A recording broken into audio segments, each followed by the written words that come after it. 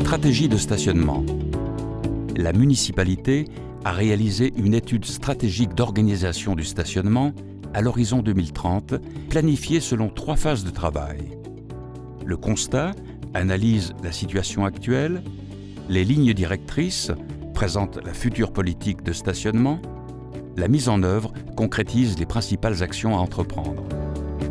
Constat. Il dresse un diagnostic de l'offre et de la demande en stationnement actuelle et présente la vision de la commune à l'horizon 2030. Diagnostic. Malgré une disponibilité significative en places de stationnement à l'échelle du territoire communal, plusieurs problématiques sont mises en évidence, dont notamment la saturation en soirée et de nuit de l'offre en stationnement dans les cadrans plan dessus et plan dessous pour les résidents, la saturation en soirée et le samedi au centre-ville de l'offre en stationnement pour les visiteurs, la demande très forte et croissante de places de stationnement pour les pendulaires. Vision de la commune.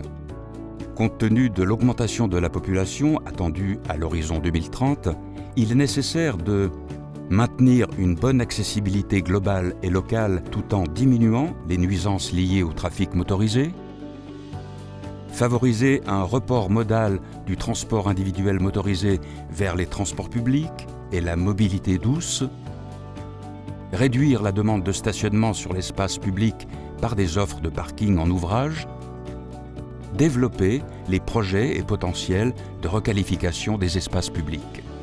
L'ensemble des éléments du constat, diagnostic et vision future sont pris en considération pour la définition des lignes directrices. Lignes directrices. Elles sont conçues sur la base d'objectifs et de principes. Objectifs.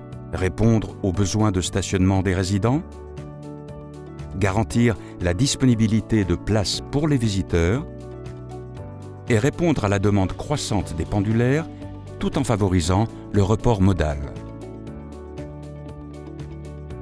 Principe. Plus efficace qu'un grand parking centralisé, la création de plusieurs solutions de stationnement de proximité réduit la charge de trafic. Le régime de stationnement contribue à améliorer la disponibilité de places de parc. Par exemple, en modifiant les zones 11 heures en zone 3 heures plus macaron, on augmente le nombre d'utilisations d'une même place de parc.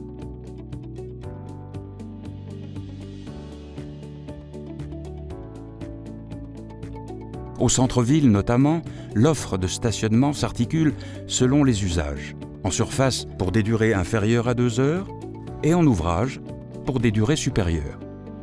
La création de parkings en ouvrage libère de la place en surface et permet la requalification des espaces publics. Mise en œuvre. Elle prévoit 3 étapes successives. En premier lieu, la création de parkings en ouvrage, suivie par des mesures d'optimisation du stationnement qui permettront au final la valorisation de nombreux espaces publics. L'efficacité des mesures repose sur leur forte interdépendance ou effet domino. La réalisation des parkings en ouvrage est une condition préalable indispensable à la réussite de l'ensemble des mesures. Regardons comment les mesures se traduisent sur le terrain. En premier lieu, le P+R Haute-Ville offrira des places longue durée aux pendulaires statiques. Ils pourront rejoindre le centre-ville en 8 minutes avec le train MVR cadencé au quart d'heure.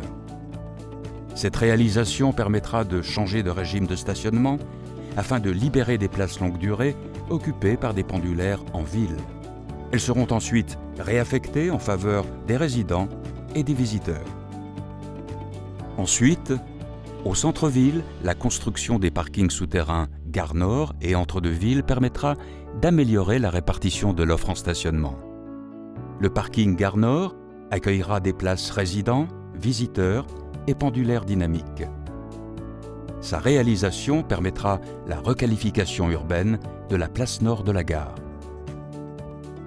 Le parking Entre-deux-Villes accueillera des places résidents, visiteurs et pendulaires dynamiques. La place libérée en surface permettra la création d'un nouvel espace public avec promenade au bord du lac. Simultanément, d'autres mesures seront mises en place. Le déplacement des pendulaires statiques du parking du Panorama vers le P+R Haute-Ville permettra une plus grande disponibilité de places au centre-ville. Dès le mois de décembre, le parking Manor sera ouvert 24 heures sur 24, 7 jours sur 7, répondant aux besoins des visiteurs la nuit et le dimanche. Le principe de l'homogénéisation des durées de stationnement en surface permettra un usage cohérent des places disponibles. Enfin, l'espace public de la place du marché sera réaménagé et valorisé en faveur de toute la population. En effet, la diminution des places de stationnement sera compensée par les nouvelles offres disponibles à Gare Nord, Panorama et Manor. Conclusion. La stratégie de stationnement et ses mesures offrent à la ville de Vevey un outil cohérent et efficace pour répondre aux besoins des différents usagers à l'horizon 2030. Cette vidéo est un aperçu de la stratégie de stationnement. Consultez le rapport de synthèse sous vevey.ch/stationnement.